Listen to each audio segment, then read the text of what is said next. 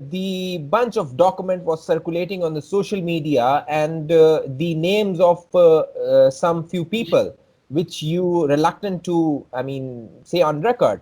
According to those documents which are on the social media, the journal who met you and asked for the cut was the Journal Malik. Is it true that he was Journal Malik, sir? He gave a name, and I said, "Is that your real name?" He said, "It will do for now." And I said, "Fine, okay, I understand that." Because the story was, you do know, Mr. Moussavi, that ISI and the military intelligence were involved in preparing the joint investigation report to the Supreme Court. I said, "Yes, of course I'm aware of that." So he said, "You would understand that there are certain confidences which we need to protect." I said, "Of course I do. I wasn't born yesterday." So you would understand and you would not insist on my giving you my real identity. I said, "Of course I would understand that. All I know is," he said, you can just call me General." I said, "I'm happy to call you General. And but how do I know that you are part of this?"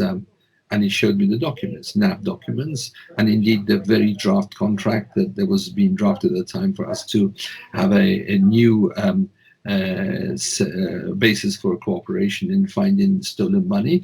And these were credentials that any reasonable person in the circumstances, knowing that there was a delegation in London at that time to discuss with the National Crime Agency various things, knowing that the gentleman is carrying bona fide documents from NAB and the government of Pakistan, any reasonable person, the proverbial the man on the Clapham omnibus, would accept that these are credentials and one ought to take them at face value. And I took them at face value, and I was having this serious discussion until the point when I was told that they should get half of the commission, and I was absolutely shocked. And that's when the conversation came to me. When he asked for a bribe, and you said that you informed the Pakistani officials, so was Shahzad Akbar was informed about this incident, that one man who called himself a journal, the ISI journal, holding some documents, the official documents, and asking a bribe? So did you inform Shahzad Akbar as well, sir? I informed the lawyers of the government of Pakistan who were in direct contact with Shahzad Akbar. My lawyers wrote an official letter to the government of Pakistan, Chairman NAB, via their legal representatives in London, gave the entire story to them. Shahzad Akbar, to his lasting shame, did nothing about it. Nothing. And this man comes out on television and accuses me of, one, achieving nothing, and secondly, wanting to skim off Pakistan, and thirdly, want to save money for the Pakistani people. If he wanted to save money for Pakistani people, he would have jumped. He would have dropped everything and to find out what this is about. To this day, he's done nothing. Nothing. So it's a bit rich for him to come and say that he's a serious man in pursuit of a serious project, which is the ending of a thievery that masquerades as a National Accountability Bureau in Pakistan. Okay, sir.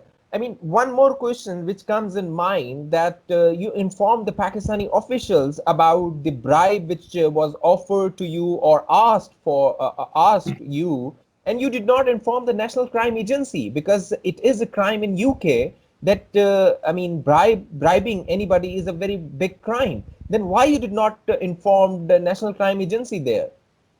What would you do? You inform your lawyers and assume they will take action, correct?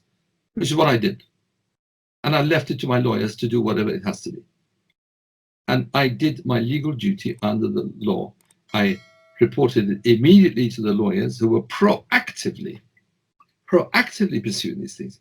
I took it for granted, and please repeat this word for word. I took it for granted that the government of Pakistan delegation sitting in the National Crime Agency would immediately be opening the next day's discussions about this issue. They didn't.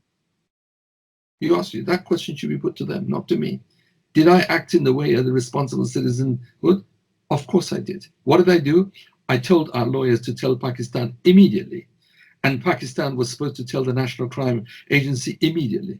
You know what Pakistan did instead? They told the National Crime Agency not to put on their website the fact that the £190 million had been taken from this gentleman in London who they made an agreement with until such time the money had left the jurisdiction of the United Kingdom. You know why they said that? Because they were in contempt of an English court order. Had we known that they were talking to the National Crime Agency about that money that we repatriated to Pakistan, the National Crime Agency would have stopped that money leaving, and they would have exercised and executed our court order and seized that money. That is what the government of Pakistan and Shahzad Akbar are about. The man's a fraud through and through.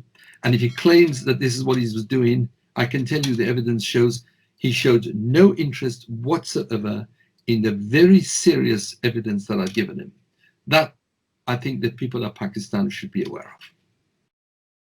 Okay, I mean, one more thing which was discussing in the Pakistani media related to your statement about the Anjum Dar. And you say that a man came to you and showed his picture with Nawaz Sharif and assume and try to convince you that he is the nephew of Nawaz Sharif, and he was, I mean, offering you some bribe. But one question which is coming from Pakistan Muslim League Nawaz, the party which was led by Nawaz Sharif, that the amount or the bribe which was offered to you was more than the cost of the Evanfield apartment. So there is no sense to offering you the bribe. Also, in 2012, you were not in agreement with the National Accountability Bureau. So why Nawaz Sharif man came to you and offer you some bribe when there was no contact or contract with you of the NAB, or I mean there was no connection of you and the NAB? So why, I mean, Anjum Dar was offering you bribe, sir? Because the arbitration had started, and they knew the judge is going to ask some very pointed, intense, deep digging questions. And the judge is going to start asking questions about Nawaz Sharif's money and his sources of money and our investigation. And the whole thing would come alive as it's come alive right now. They were right from that point of view, weren't they? It's the story #1 in Pakistan right now. So the reason why he came was to try to stop the arbitration in its tracks, pay us, and that would be the end of it. It had nothing to do with we being in a contract with NAB. 25 million has nothing to do with the price of Evanfield. It was to do with the vast assets of the family and an investigation into the origins of that. I hope that answers those people in the Pakistani media who are asking these questions. Okay, sir. And one more question related to this argument, that if Nawaz Sharif has bought the Evanfield apartment with the ill-gotten money, then why the UK government is silent, as the UK laws are so strict and he cannot survive there if it is bought with the ill-gotten money? Then why the United Kingdom government is not taking action against Nawaz Sharif, and he is nowadays in UK? Well, that's a question you should put to the UK government. But I do know that a lot of Russian oligarchs have bought a lot of property in Britain, and we know the origin of their money. They're thieves and they're buying them. The UK government isn't doing very much about it. But let me correct my friend Imran Khan. The money that came from Singapore didn't come to Britain. Now, that question, you could ask the government of Singapore, has such a money come or not? I invite you to do that. They probably won't answer, because they say you need a court order to do that, which is what I was offering to do. And not only I had no help from NAB, I had full sabotage from NAB. So they come today to libel me and defame me for the effort that I have put into trying to serve my employers, the people of Pakistan.